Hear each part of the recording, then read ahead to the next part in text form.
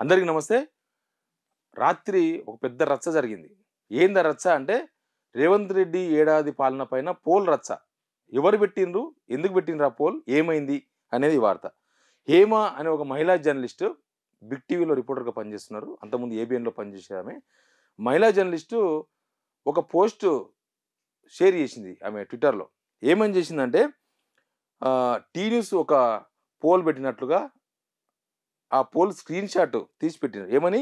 CM Revanth Reddy సర్కార్ ఏడాది పాలన ఎలా ఉంది? అని పెట్టి బాగుంది 70%. టీ న్యూస్ పోల్‌లోనే రేవంత్ రెడ్డి పరిపాలన బాగుందని 70% చెప్పినట్లుగా ఆమె పెట్టిన స్క్రీన్ షాట్‌లో ఉంది. పర్వాలేదు 19%, అస్సలు బాగాలేదు 11%. ఈ పోస్ట్‌ను ఆమె ట్విట్టర్ హ్యాండిల్ ఏమని పెట్టిందంటే, నిజం నిప్పు లాంటిది. నిజం నిప్పు లాంటిదనే టైటిల్‌తో పెట్టింది. పెట్టిన తర్వాత టీ న్యూస్ వాళ్ళు స్పందించిర్రు. టీ న్యూస్ వాళ్ళు కూడా ట్విట్టర్‌లో పెట్టిండ్రు. The photo posted by Hema journo is fake. T News Telugu has not conducted such a poll and its YouTube channel requested the journalist to be responsible and verify facts before posting. ఈ journalist పెట్టిన post tea news అసలు పెట్టలే. ఈ పోలే పెట్టలేదు. ఈ journalist పెట్టిన ఈ పోస్టు తప్పు. ఒక రెస్పాన్సిబుల్ జర్నలిస్ట్‌గా పోస్ట్ చేసే ముందు కొద్దిగా నిజాలు తెలుసుకుంటే బాగుంటదని పోస్ట్ చేసిండు. తర్వాత T news CEO Shailesh Reddy garu కూడా అదే విషయాన్ని చెప్తూ ఆయన కూడా ట్వీట్ చేసిండ్రు. బంజారాహిల్స్ పిఎస్‌లో ఆమె పైన కేసు కూడా పెట్టిండ్రు. ఎఫ్ఐఆర్ కూడా అయ్యింది. టీ న్యూస్ పెట్టని పోస్ట్‌ను ఆమె పోస్ట్ చేసినట్లుగా పెట్టిండ్రు అనేది. అంటే ఆమె ఉద్దేశ్యం ఏందంటే, టీ న్యూస్ వాళ్ళు పోల్ పెడితే కూడా రేవంత్ రెడ్డి పరిపాలన 70% బాగుందని జనం ఒప్పుకున్నారు కదా! అనేది ఆమె పర్సెప్షన్. కానీ ఆ పోస్టే డూప్లికేట్ అనేది టీ న్యూస్ వాళ్ళ పర్సెప్షన్. ఎనీవే అదంతా అయిపోయింది. కేస్ అయింది. ఎఫ్ఐఆర్ అయింది. ఎఫ్ఐఆర్ అయిన తర్వాత ఆమె ఒక పోస్టు ఆమె కొద్దిగా ఫ్రస్ట్రేషన్‌కి గురైనట్టుంది.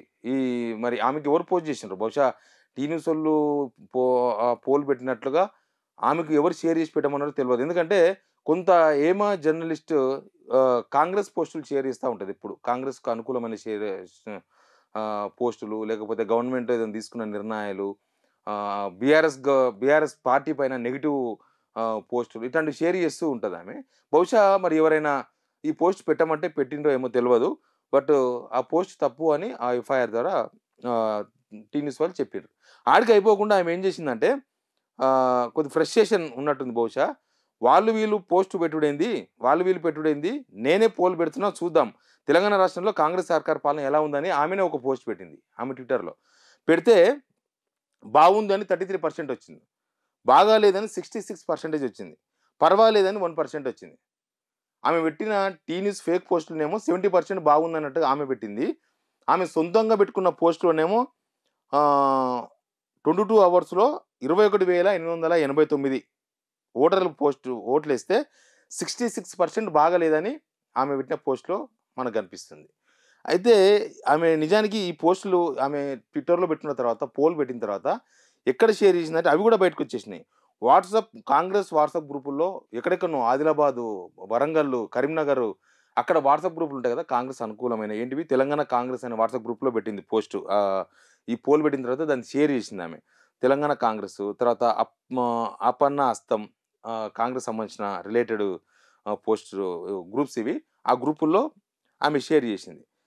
అంటే ఫస్ట్ ఆమె చేసిన పోస్టు తప్పు. సెకండ్ టైమ్ ఆమె చేసిన పోస్ట్‌లోనే 60% తర్వాత ఇంకా స్టార్టింగ్ ఇంకా కొంచెం ఎక్కువుండే. ఆమె పోస్ట్ 22 అవర్స్ తర్వాత చూస్తే 66%. స్టార్టింగ్‌లో అయితే 75% బాగాలేదని చెప్పిరండి. అయితే ఇక్కడ వీళ్ళేం చెప్తున్నారు, బీఆర్ఎస్ సోషల్ మీడియా వాళ్ళు ఇప్పుడు ఏం మాట్లాడుతున్నారంటే, అసలు మీరు ఫేక్ పోస్ట్‌లు ఎందుకు పెట్టిండ్రు? ఆ ఫేక్ పోస్ట్ పెట్టి ఇప్పుడు అనవసరంగా రేవంత్ రెడ్డి సంవత్సరం పరిపాలన ఎట్లా ఉందనేది చాలా సర్వేలు చేసిండ్రు. చాలామంది పోల్స్ పెట్టిర్రు. ఇవన్నీ అయిపోయినాయి. అంతా అయిపోయిన తర్వాత ఇప్పుడెందుకు టీ న్యూస్ పోస్టు పెట్టినట్లుగా, పోల్ చేసినట్టుగా ఆమె ఎందుకు షేర్ చేసిందో తెలవదు. ఆమె నిజానికి కాంగ్రెస్ అనుకూలమైన జర్నలిస్ట్‌గా వ్యవహరిస్తున్నారు.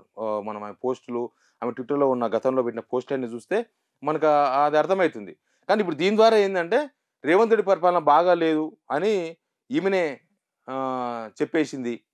రేవంత్ రెడ్డికి అనుకూలమైన వార్తలు షేర్ చేస్తూ, రేవంత్ రెడ్డి పరిపాలన బాగాలేదనే విషయాన్ని అనవసరంగా హేమ జర్నో షేర్ చేసి అనవసరంగా దీని మీద ఒక రచ్చకు తెరలేపింది కదా! కాంగ్రెస్‌లో ఉన్న చర్చ ఇదంతా. అనవసరమైన రచ్చ ఇదంతా గూడా. ఇప్పుడెందుకు ఆ పోస్టులు పెట్టాల్సొచ్చింది? ఎవరు పెడితే ఆ పోస్టులు పెట్టిండ్రు? ఎందుకు ఆ పోస్టులు పెట్టి అనవసరంగా ఇప్పుడు మళ్ళీ రేవంత్ రెడ్డి ఏడాది పాలన మీద ఈ అనవసరమైన రచ్చను తెర మీద తీసుకొచ్చిండ్రు. నిజానికి ఏడాది పరిపాలన మీద జనాల్లో అభిప్రాయం అనేది ఎప్పుడో తేటతెల్లమైంది. ఇప్పుడు కొత్తగా ఈ మహిళా జర్నలిస్ట్ పోస్ట్ పెడితేనో, లేదా టీ న్యూస్ పోస్ట్ పెడితేనో చూడాల్సిన అవసరం లేదు. రేవంత్ రెడ్డి పరిపాలన మీద మిక్స్డ్ అభిప్రాయం ఉంది. రేవంత్ రెడ్డి ఇచ్చిన హామీలు అమలు చేయలేదని జనం అసంతృప్తితో ఉన్నారు. ఆ హామీలు అమలు చేస్తే జనం మళ్ళీ సంతృప్తి చెందుతారనేది తర్వాత విషయం. ఇప్పటి వరకున్న కట్ ఆఫ్ అయితే జనాల్లో కొంత అసంతృప్తి ఉంది. ఆయన ఇవ్వలేదు అన్న అసంతృప్తి. ఆయన మీద వ్యక్తిగతంగా రేవంత్ రెడ్డి మీద వ్యక్తిగతంగా జనాలకేం కోపం లేదు. జస్ట్ ఆయన ఇచ్చిన హామీలు అమలు చేయలేదు. మాటలు చెప్పిండు, పని చేయలేదు అని ఒకటి. రెండవది మూసీ లాంటి కూల్చడాలు, లేకపోతే హైడ్రా తీసుకొచ్చి కూల్చడాలు, ఈ రియల్ ఎస్టేట్ పడిపోయి చాలా మందికి ఉపాధి కోల్పోవడము, కొన్ని నిర్ణయాలు ప్రభుత్వం తీసుకుంటున్న నిర్ణయాలు కొంత ప్రజలకు వ్యతిరేకంగా ఉన్నాయన్న కోపం జనాల్లో ఉంది. బహుశా ఆ పోస్టులు మన సిగ్నల్ టీవీ పెట్టినప్పుడు కూడా అసంతృప్తి జనాల్లో ఎక్కువ కనిపించింది.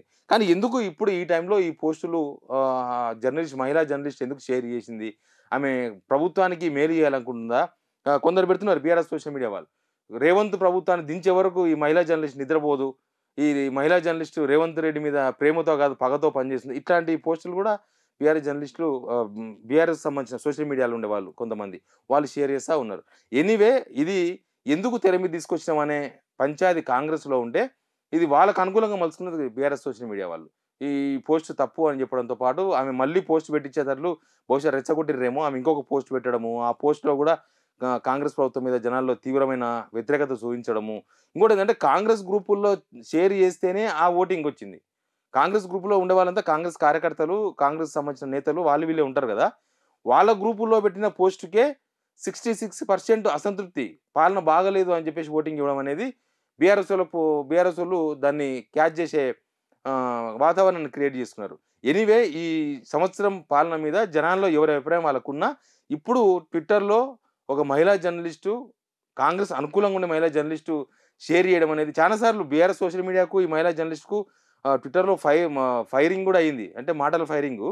ఈమె ఏదో పోస్ట్ పెట్టడము, వాళ్ళేదో టార్గెట్ జేయడము, వాళ్ళేదో పోస్ట్ పెట్టడము, ఈమేదో జేయడము, ఇట్లాంటి చాలా సార్లు జరిగినాయి. అందుకే నేను కాంగ్రెస్ అనుకూల జర్నలిస్ట్ అని చెప్తున్నా. కాంగ్రెస్ అనుకూల జర్నలిస్టే అనవసరమైన రచ్చకు తెరలేపి కాంగ్రెస్ ఏడాది పాలన మీద దాని మీద చర్చ జరగొద్దని కోరుకుంటున్నారు. కాంగ్రెస్ వాళ్ళు ఏడాది పరిపాలన మీద చర్చ జరగొద్దు. అయ్యింది, అయిపోయింది. ఆ సంబరాలు చేసేసుకున్నాం. క్లోజ్.